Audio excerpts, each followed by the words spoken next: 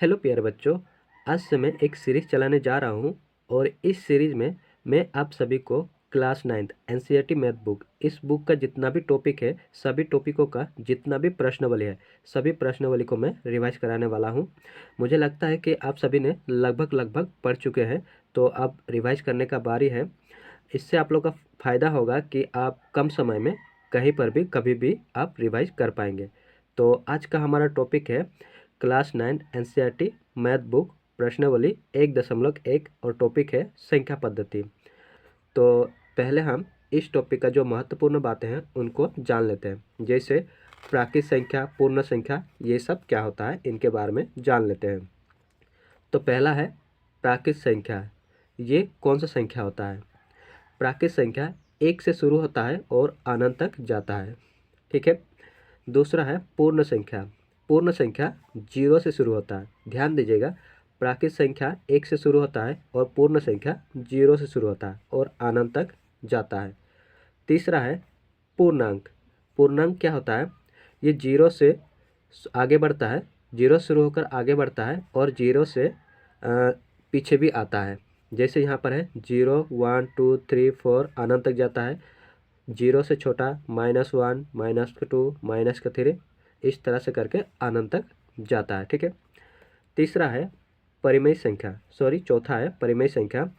परिमेय संख्या उसे हम कहते हैं जिसे हम P/Q के रूप में लिख सकते हैं। जैसे एग्जाम्पल में 5/4 P/Q के रूप में है।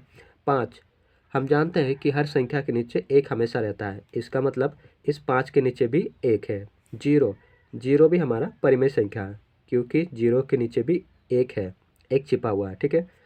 और पांचवा है अपरिमेय संख्या। अपरिमेय संख्या किसे कहते हैं? जिस संख्या को हम रूट से बाहर नहीं कर पाएंगे उसे हम अपरिमेय संख्या कहते हैं, ठीक है। तो अब हम देखेंगे सवालों को। पहला नंबर सवाल है, क्या 0 एक परिमेय संख्या है? हमें पूछ रहा है 0 एक परिमेय संख्या है कि नहीं। क्या इसे आप P/Q के रूप में लिख सकते हैं, जहां P और Q पूर्णांक है और Q नॉट इक्वल 0 है। अभी अभी हम लोगों ने डिस्कस कर चुके थे कि 0 हमारा परिमेय संख्या होता है, ठीक है।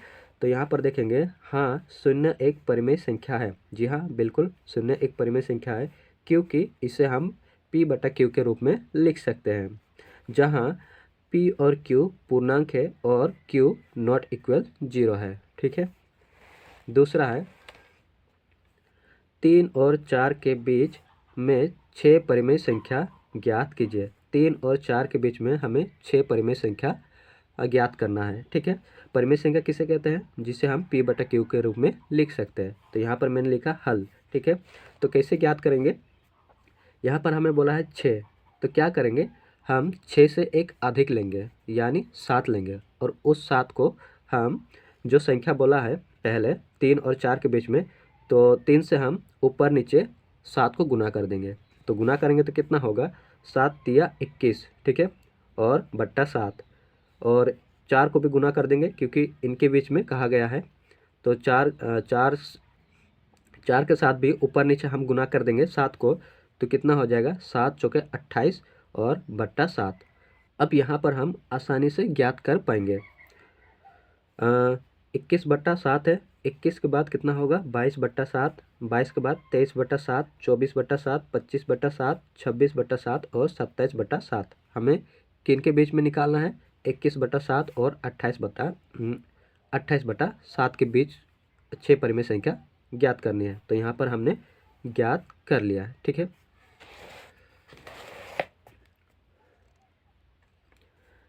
तीसरा नंबर सवाल, 3/5 और 4/5 के बीच 5 परिमेय संख्या ज्ञात कीजिए।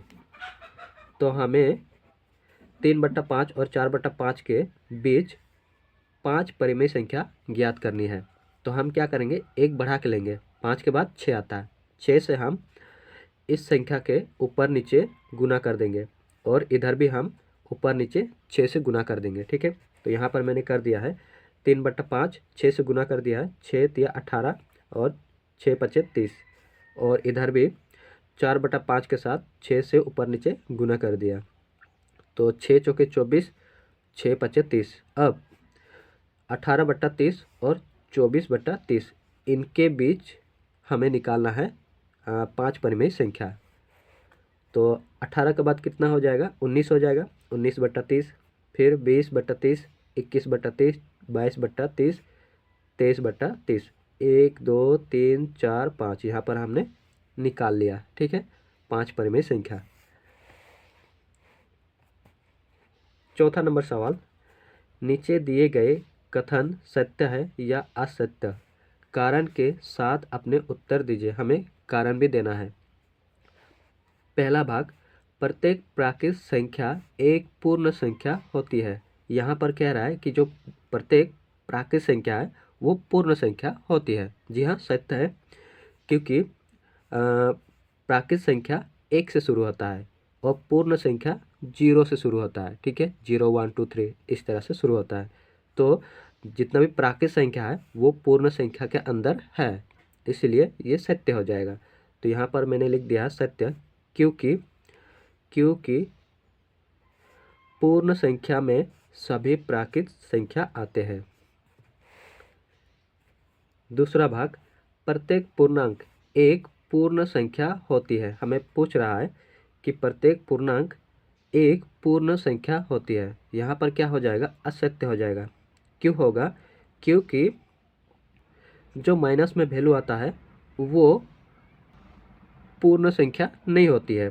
जैसे -2, -3, -4, -5, -6, ये सब संख्या पूर्ण संख्या के अंदर नहीं आता है। पूर्ण संख्या क्या होता है? 0 से लेकर अनंत तक जाता है, लेकिन सब पॉजिटिव में रहता है। ठीक है, इसलिए ये हम लोग का हो जाएगा असत्य। तो यहाँ पर मैंने लिख दिया असत्य। उदाहरण -2, -3, -4 ये सब पूर्ण संख्या नहीं है। ठीक है।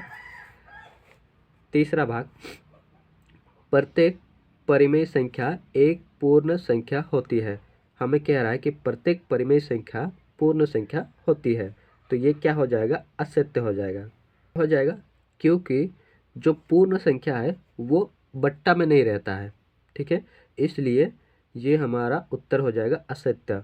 उदाहरण के लिए 1/2, 2/3, 3/4, 5/6 ये सब क्या होता है? परिमेय संख्या तो है, परंतु ये सब पूर्ण संख्या नहीं है।